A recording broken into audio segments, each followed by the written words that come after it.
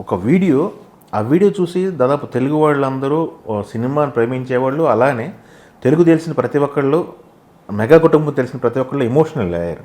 ఏం వీడియో అంటే, ఆయన విన్నింగ్ తర్వాత మెగాస్టార్ ఇంటికి వచ్చినప్పుడు ఒక వీడియో బయటకు వచ్చింది. రామ్ చరణ్ గారు వెల్కమ్ చేస్తూ పూలు వేస్తూ ఆయన బాబాయిని తీసుకెళ్ళటం, పవన్ కళ్యాణ్ గారు వాళ్ళ మదర్కి అన్నయ్యకి పాదాభివందనం చేయటం. అది చూసిన తర్వాత చాలామంది కళ్ళలో చెమ్మగిలిని అని చెప్పేసి చాలామంది ఓపెన్గా చెప్పారు. ఒకటండి, ఆయన ఎప్పుడు చేసేది అది. ఆయన ఎప్పుడు వాళ్ళ అన్నయ్యని కలిస్తే ఆ రెస్పెక్ట్ ఉంటుంది.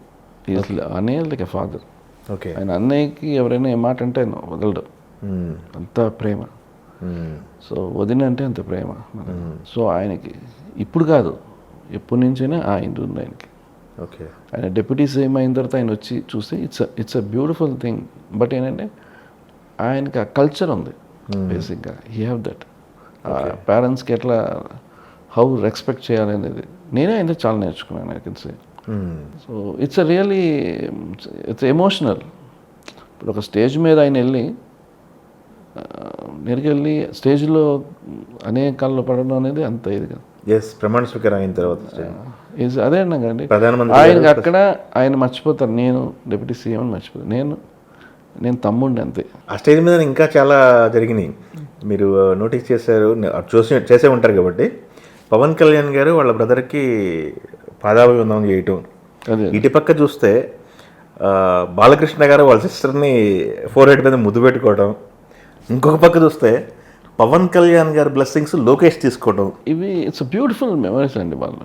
ఇట్స్ ఎక్కడ పొలిటికల్ హిస్టరీలో జరగని విషయం అది. అంటే మంచి ఎమోషన్ మూమెంట్ అది.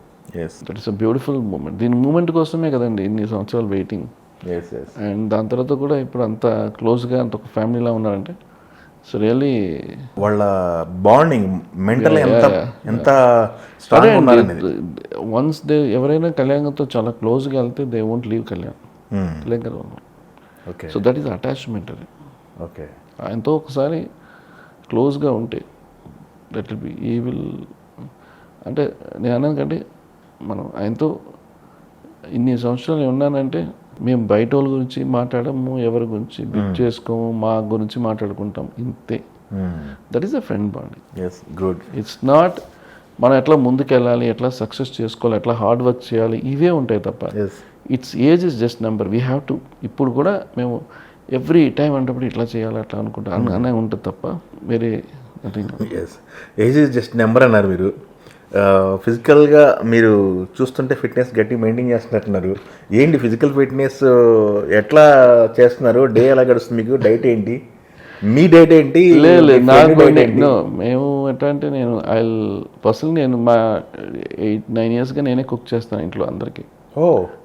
ఎవ్రీడే. నాకు అది ఒక రిలీఫ్ నాకు. సో నాకు ఆ కుకింగ్ చేసేటప్పుడు నాకు వేరే మార్నింగ్ ఏ ఆలోచనలు ఉండవు. బేసిక్గా వెరీ డిసిప్లైన్ ఫుడ్ అంతే అండి. నార్మల్ ఫుడ్ మీరు ఉంటుంది. జస్ట్ మన హెల్త్ ఎవ్రీథింగ్ బాగుంటేనే మన వర్క్ మీద ఫోకస్ ఎక్కువ ఉంటుంది, ఆ డెడికేషన్ ఉంటుంది. ఒక్కసారి మనకి హెల్త్ బాగాలేనప్పుడు మనకి దేని మీద ఇంట్రెస్ట్ ఉండదు, మనం దేని ముందుకి తీసుకెళ్ళాం.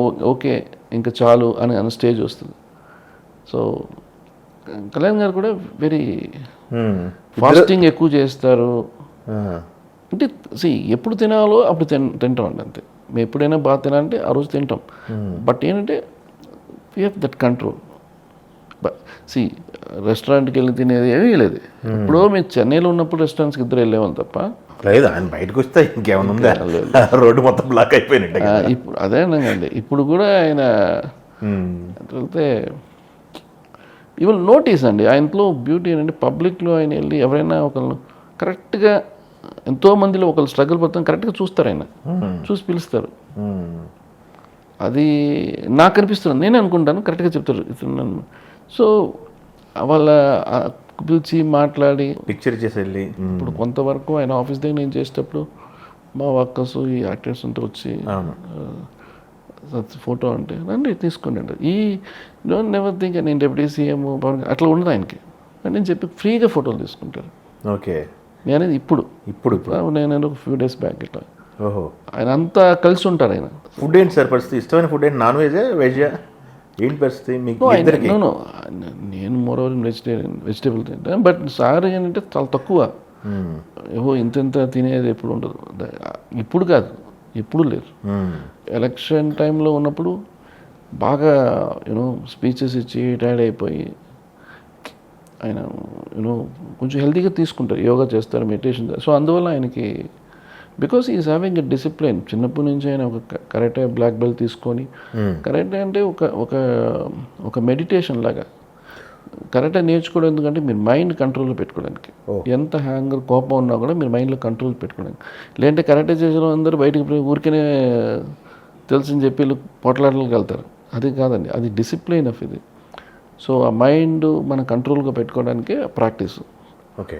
ఆ మైండ్ కంట్రోల్ తన జర్నీలో ప్రతిదానికి కూడా కంట్రోల్ ఉంటుందండి. ఓకే. సఫర్ అయినా కూడా ఆయన ఓకే మనం మళ్ళీ ముందుకు వస్తాం, పైకి వస్తాం అనేది. Okay. So I want to say Telangana బర్త్డేకి he has to go further. అంటే ఆయన ఇంకా మోర్ దెన్ మూవీ, ఇంకా ప్రజల మనిషి ఆయన. ఓకే. మీటింగ్కి వెళ్తే నాకు నైట్ 12, 1 అయిపోతుంటుంది. మధ్యలో ఇఫ్ ఐ కాల్ డిన్నర్ చేద్దాం అంటే ఐ ఫినిష్ ఇట్. సో అంతా టైం తీసుకుంటారు. ఓకే. ఐ ఆల్సో నేను దగ్గర 8 years ఒక సేమ్గాతో ఉన్నాను కూడా. అవును. But I can see the difference. అంటే ఈయన కంటిన్యూస్, సూపర్. అంటే ఈజ్ ఎంజాయింగ్ దట్ ప్యాషన్. పొలిటికల్గా ఏదో చేయాలి, ఆ ప్యాషన్ ఉంటేనే మీరు అది ఆ ఎనర్జీ చేయాలంటే ఇట్స్ నాట్ ఈజీ అండి. Super. Cinema is maybe easy అనుకోవచ్చు, political is not easy. Okay. చెప్పండి. సినిమా చేసిందో టెంపుల్ అనుకున్నాం కదా, అది ఈజీ కాదు. సో ఇద్దరికి ఒక వేరియేషన్స్ ఉంటుంది ఇప్పుడు. ఓకే. గుడ్.